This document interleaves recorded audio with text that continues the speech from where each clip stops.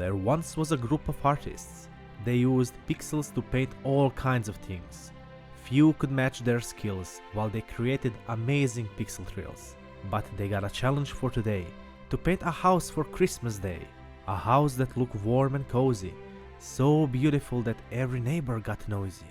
Now let's look at their wonderful results for the eyes of both the children and adults.